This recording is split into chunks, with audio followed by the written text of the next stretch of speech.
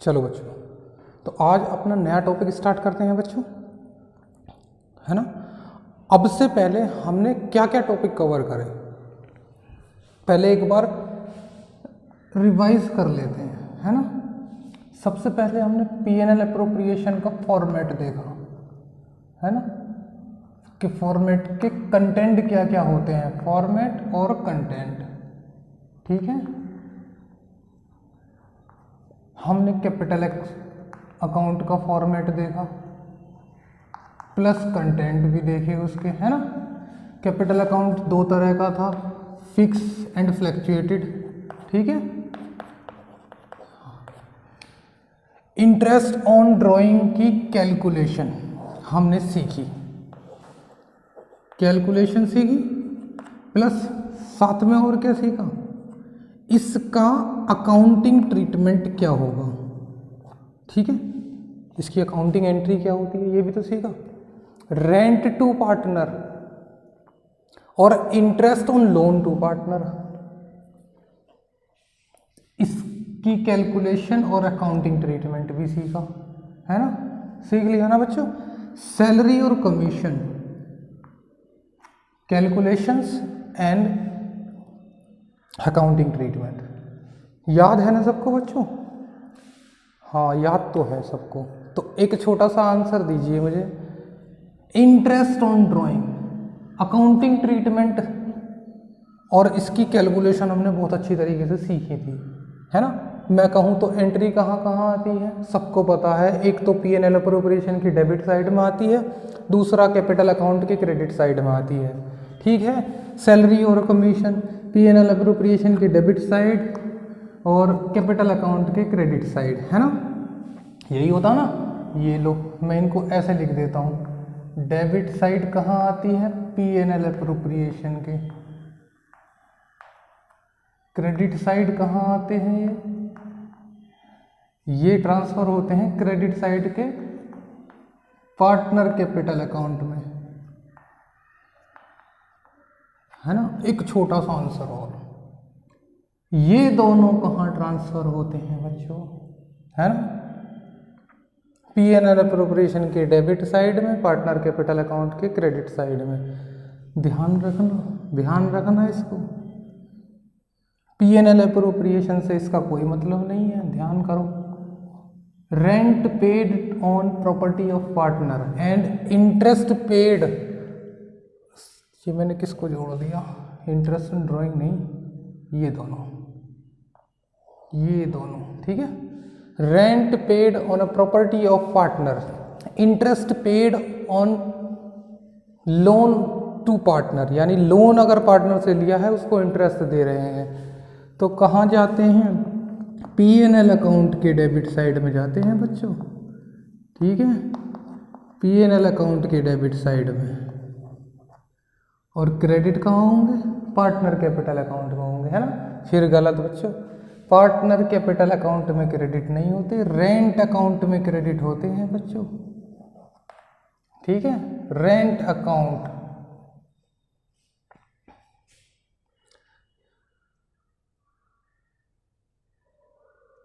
ठीक है। तो यहां तक नोट कर लें पहले तो,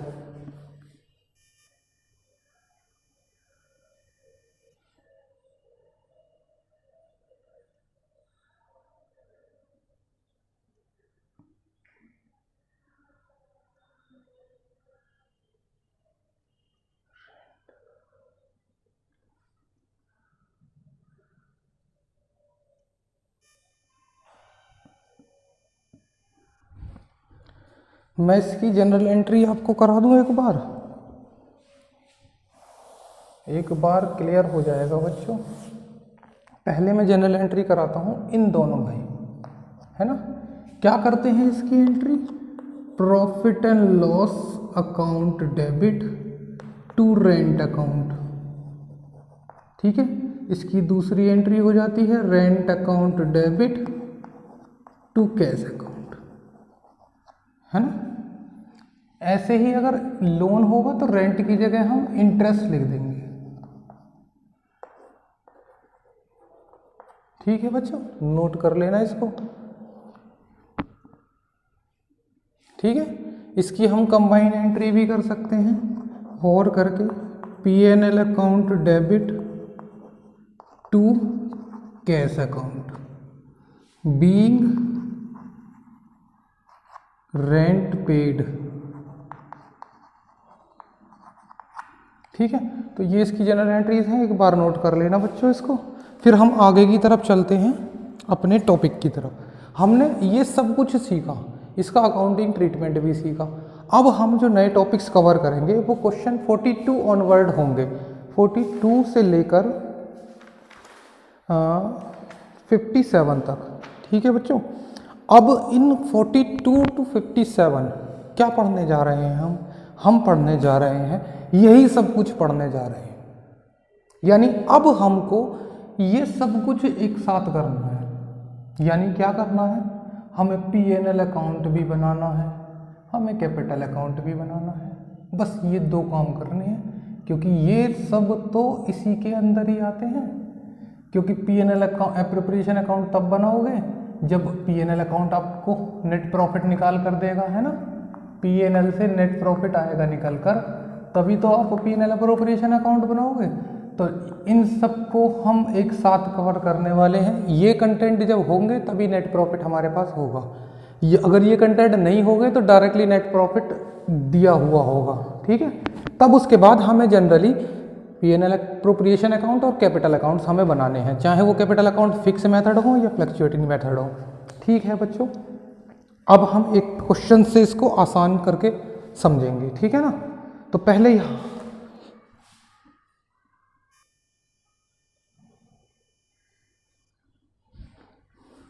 चलो बच्चों क्वेश्चन 45 स्टार्ट करते हैं, है ना। तो पहले क्वेश्चन 45 को समझ लेते हैं कि ये क्वेश्चन क्या चाहता है।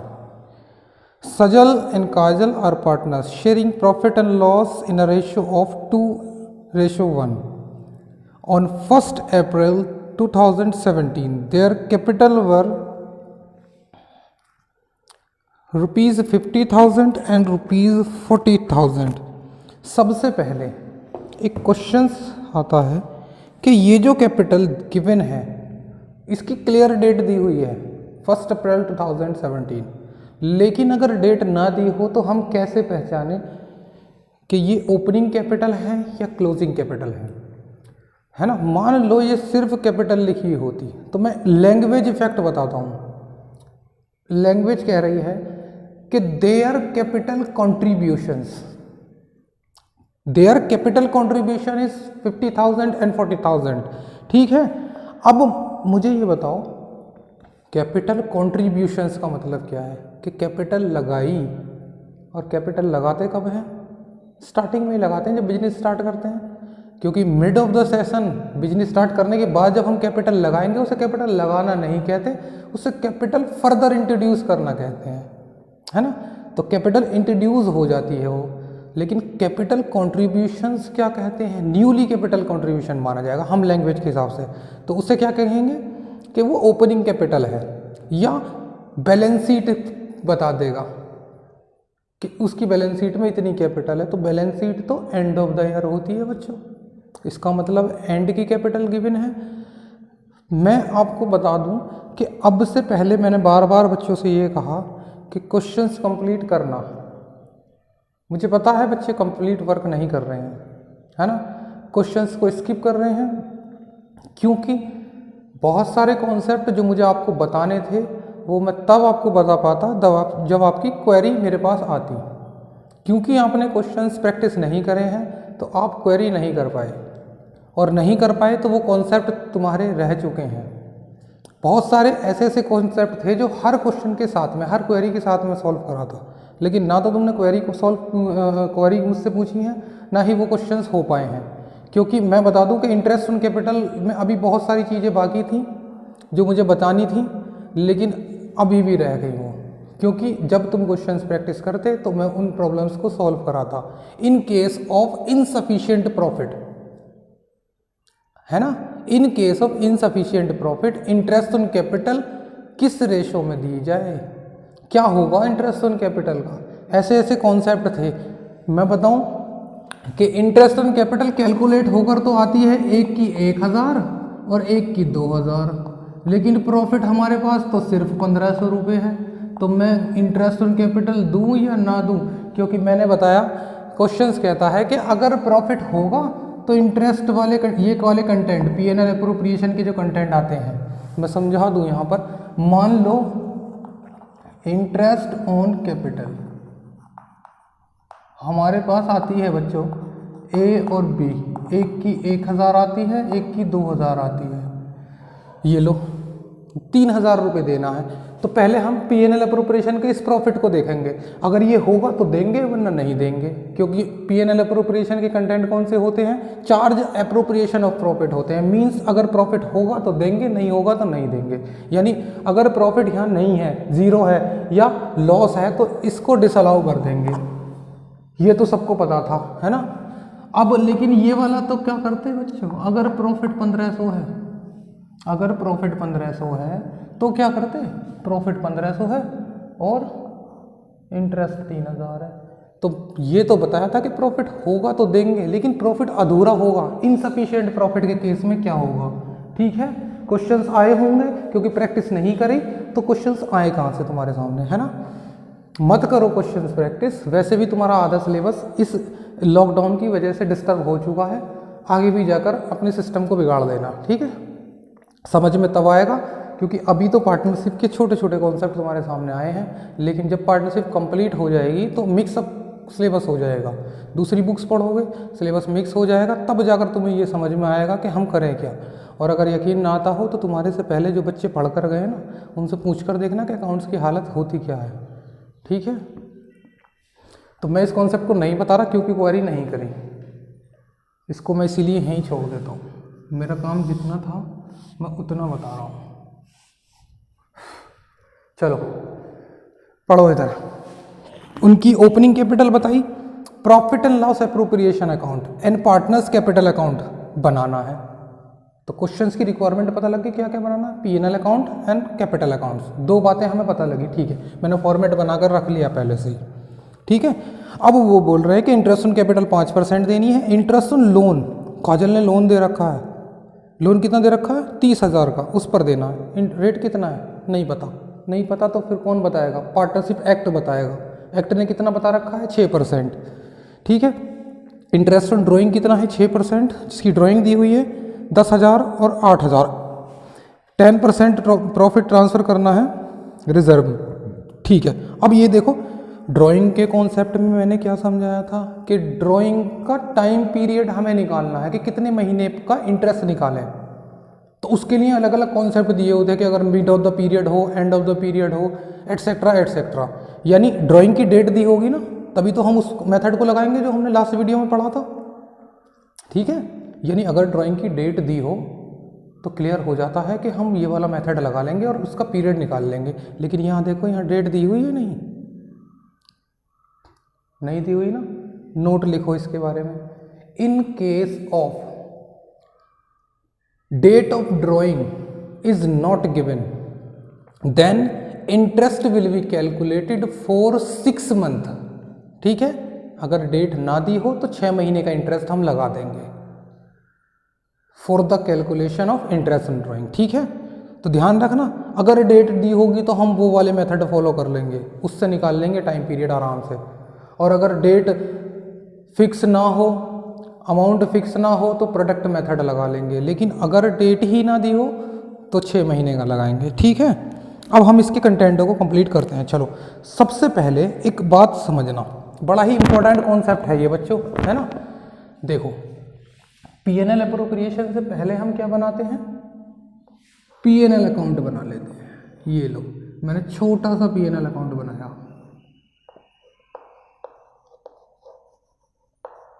ठीक है।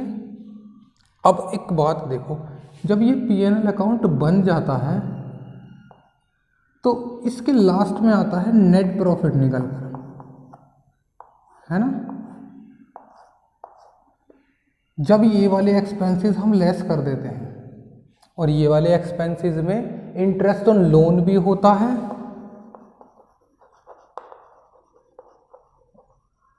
और रेंट भी होता है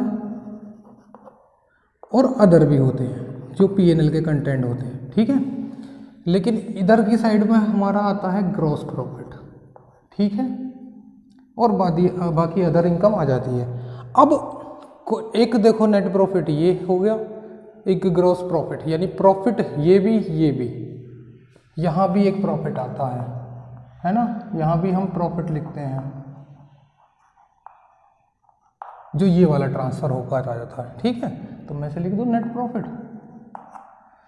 और जब हम यहाँ पर कुछ इसके एप्रोप्रिएशन अकाउंट के कंटेंट फिल कर देते हैं इधर वाले, तो लास्ट में एक प्रॉफिट यहाँ भी आ जाता है ना, जिसको हम क्या कहते हैं बच्चों, डिविजिबल प्रॉफिट, है ना। तो अब क्वेश्चंस में समझना क्या है, समझना ये है कि बड़े अलग अलग तरह के प्रॉफिट्स हैं, हम कौन सा माने कि ये दिया है या ये दिया है। तुम्हारे क्वेश्चंस में कितना प्रॉफिट दिया हुआ, the net profit for the year ended 68460, ठीक है। तो इसका मतलब ये मानकर चलो कि नेट प्रॉफिट ये वाला दिया हुआ है, ठीक है।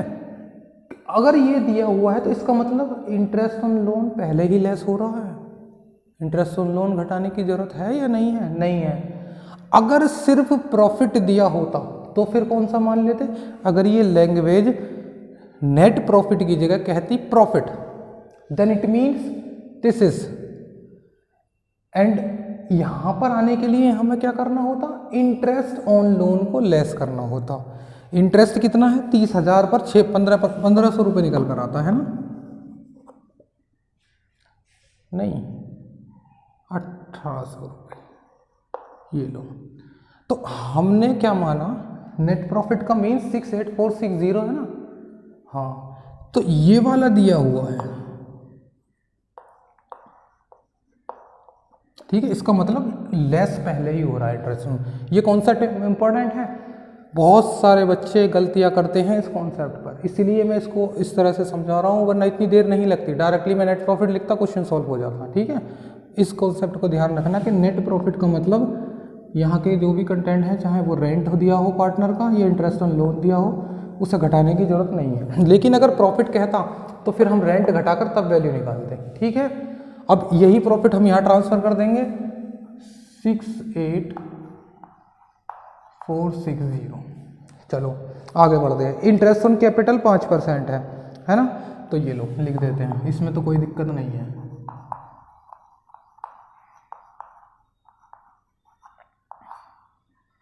सजल एंड काजल, तो ये 2500 2000 टोटल हो गया 4500। आगे इंटरेस्ट ऑन ड्राइंग कितना है, इंटरेस्ट ऑन ड्राइंग है 6%, तो 6% कैसे निकालेंगे, इधर लिखा जाएगा ना इंटरेस्ट ऑन ड्राइंग,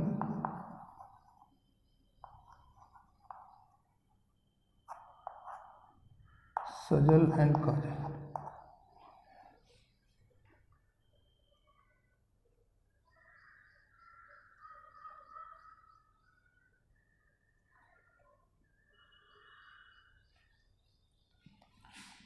$240 and 300, ठीक है बच्चों। और क्या है इसमें, अब देखो इस क्वेश्चन की चालाकी क्या थी, इसने इंटरेस्ट ऑन लोन दे दिया, लेकिन इंटरेस्ट ऑन लोन का तो कहीं यूज ही ना करा।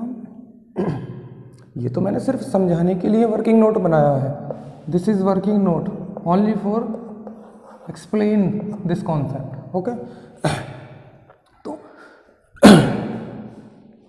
तो इसका तो कहीं यूज नहीं दिया, क्वेश्चंस ने जानबूझकर ऐसा कॉन्सेप्ट दिया है ताकि बच्चे इसको यहाँ फिल कर दें, गलतियाँ कर दें, क्वेश्चंस को बिगाड़ दें, बिल्कुल, है ना। तो क्वेश्चन की चालाकी देखना। अब आगे बढ़ते हैं, एक पॉइंट और रह गया, 10% ऑफ डिविजिबल प्रॉफिट, उसको ट्रांसफर करना है जनरल रिजर्व में। तो जनरल रिजर्व कहाँ लिखेंगे हम, यहीं आता है जनरल रिजर्व का कॉन्सेप्ट भी, ठीक है। लेकिन किसका ट्रांसफर करना, डिविजिबल प्रॉफिट निकालो। डिविजिबल प्रॉफिट कब निकलता है, इस साइड में से इसे घटा दो, तो ये लो मैं घटा देता हूँ, 68460 प्लस 540 माइनस 4500, तो कितना आया 64500, यानी ये डिविजिबल प्रॉफिट आया है। भाई दोनों को प्लस करके इसे घटा दिया, डिविजिबल प्रॉफिट आ गया।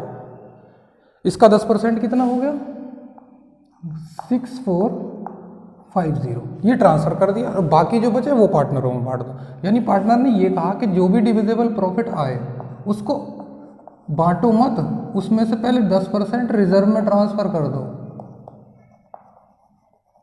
बाकी जो बचे 90% उसको बांट दो। कितना बचा, 58050, ठीक है। दोनों को बांट दो, सजल और काजल। किस रेशो में बांटनी है इनको, 2:1 की रेशो में। 38700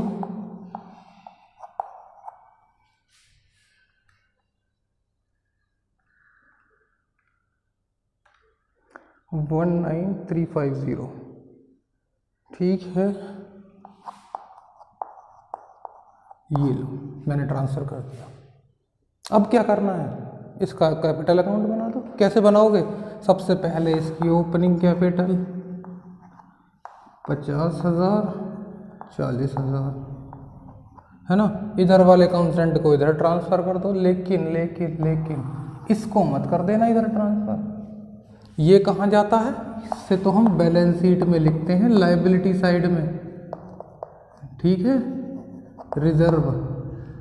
तो इसे छोड़कर बाकी सब ट्रांसफ़र कर दो इधर। इंटरेस्ट ऑन ड्राइंग को इधर ट्रांसफ़र कर दो, ये लो, इंटरेस्ट ऑन ड्राइंग इधर। इंटरेस्ट ऑन ड्राइंग तो इधर आ ही गया, लेकिन ड्राइंग भी तो आना चाहिए बच्चों, ड्राइंग भी तो आता है इधर। ड्राइंग कितनी थी, 10,000 और 8,000, ठीक है। इंटरेस्ट ऑन कैपिटल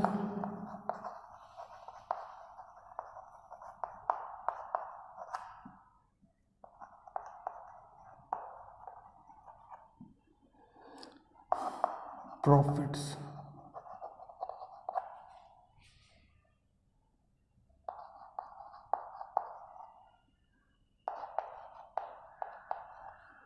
और जो भी बचे उसको बैलेंस कर लेना, ठीक है बच्चों। नोट कर लो इसको।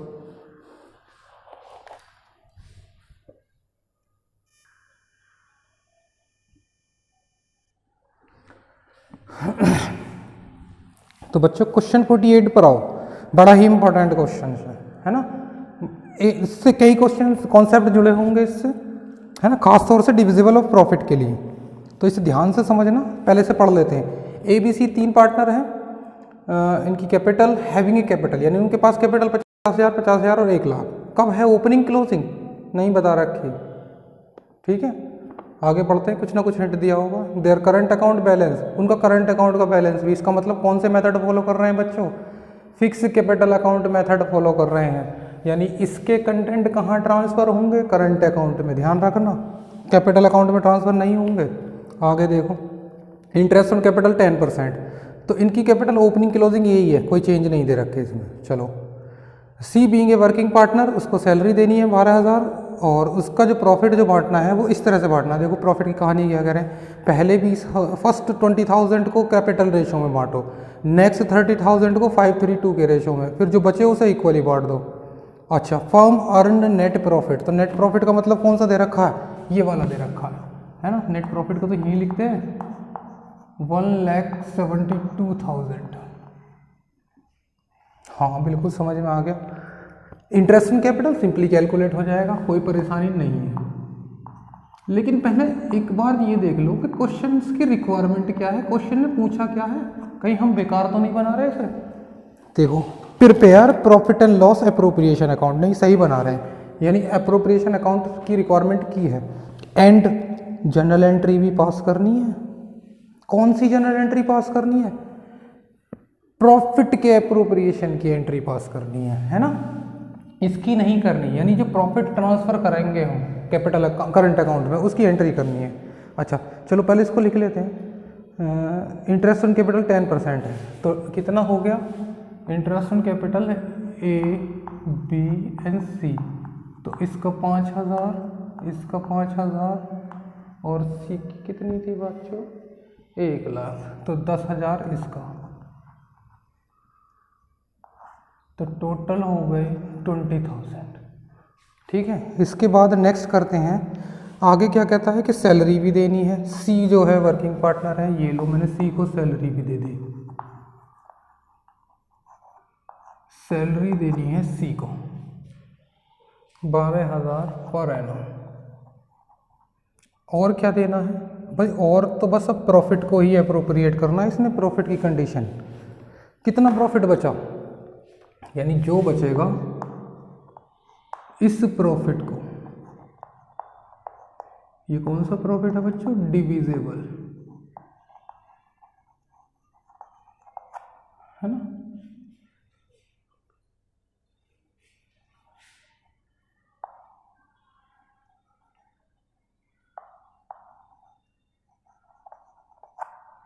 चलो कितना आता है?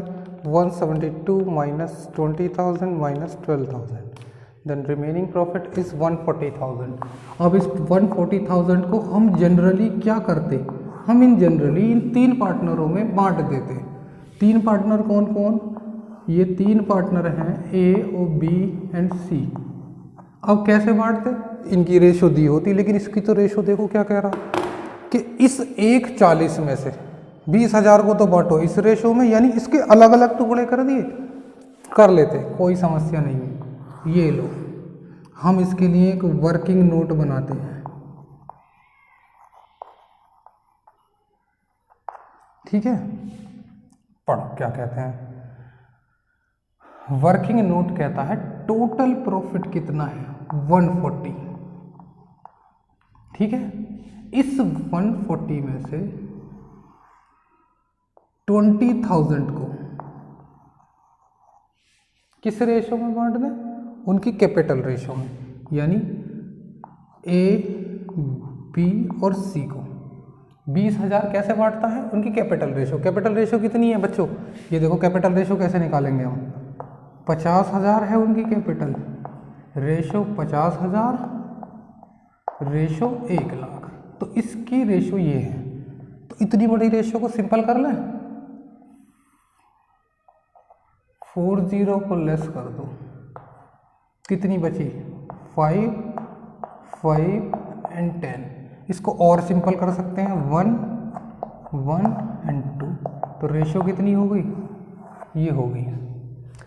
सिंपल रेशो ये बना ली हमने। ये है इसकी कैपिटल रेशो। ठीक है, मैथ वाले बच्चे बड़े आसानी से समझ जाएंगे, है ना। इसीलिए कहता हूँ कि कॉमर्स लेना तो मैथ जरूर लेना, वरना बड़े परेशान हो जाओगे।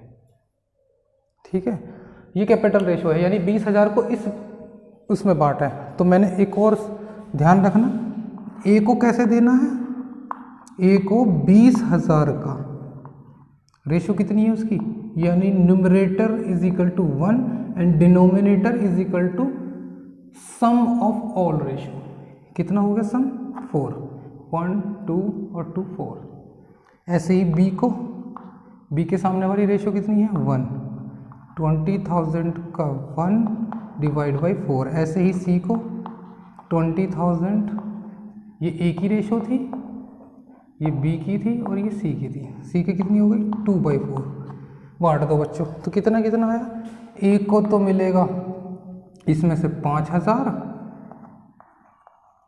बी को भी 5,000 और सी को 10,000। अच्छा, और क्या कहता है? 1/40 में से 20,000 का तो इलाज हमने कर दिया। इलाज ही तो करते हैं, अकाउंट्स का इलाज करना है हमें, है ना। डॉक्टर कौन है? अकाउंट्स के डॉक्टर हैं हम, तो इन सब का ट्रीटमेंट हमको करना है। ठीक है, अब फर्स्ट 20,000 हो चुका। नेक्स्ट, यानी इसमें से 20,000 को अलग करा, अब 30,000 का करो। करा कि नेक्स्ट 30,000 को क्या करना है? किस रेशो में बांटना है? 5:3:2। तो इसकी रेशो तो ये थी, इस 30,000 की रेशो कितनी है? 5:3:2। तो इसको तुम बांटो बच्चों, है ना। 30,000 को कैलकुलेट करो कितनी आती है रेशो। तो 5:3:2 की रेशो आती है ना। ये हो गया, इसके हिस्से में आएंगे 9,000 और इसके हिस्से में आएंगे 6000। जब रेशो में बांटोगे ना इसको, इतना ही आएगा। आगे पढ़ो क्या कहता है, रिमेनिंग प्रॉफिट को बराबर बांट दो। यानी 1/40 में से हमने 20,000 का सेटलमेंट ये करा, 30,000 का ये करा, ठीक है।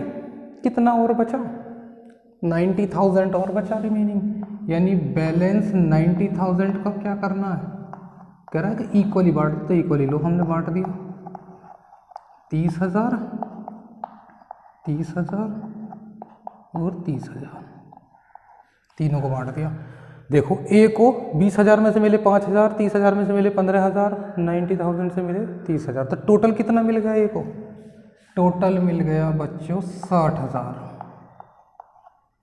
बी को कितना मिल गया 44,000।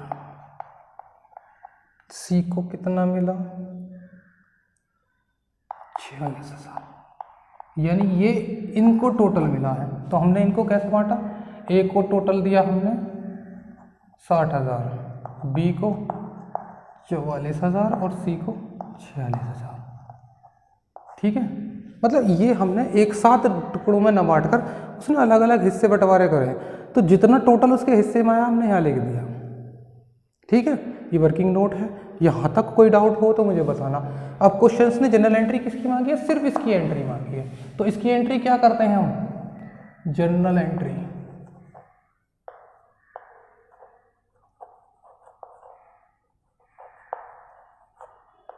ये लो, P&L appropriation account debit to A's current account,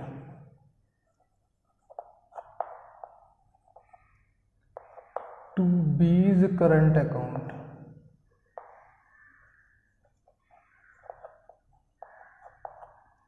to C's current account.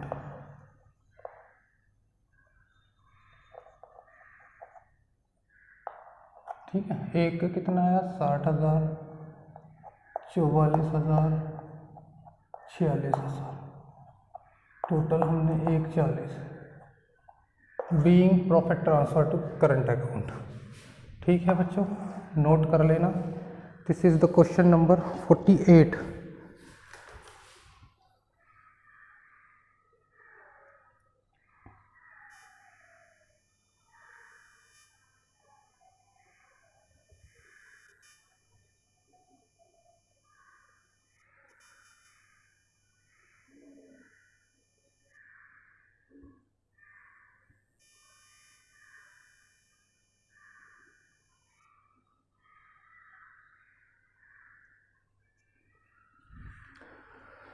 ठीक है बच्चों, अब एक चीज़ ध्यान रखना, तुम्हें क्वेश्चंस प्रैक्टिस करने हैं अप टू क्वेश्चन 49 तक, 48 तक ही कर लेना। चलो, या एक काम कर लेना,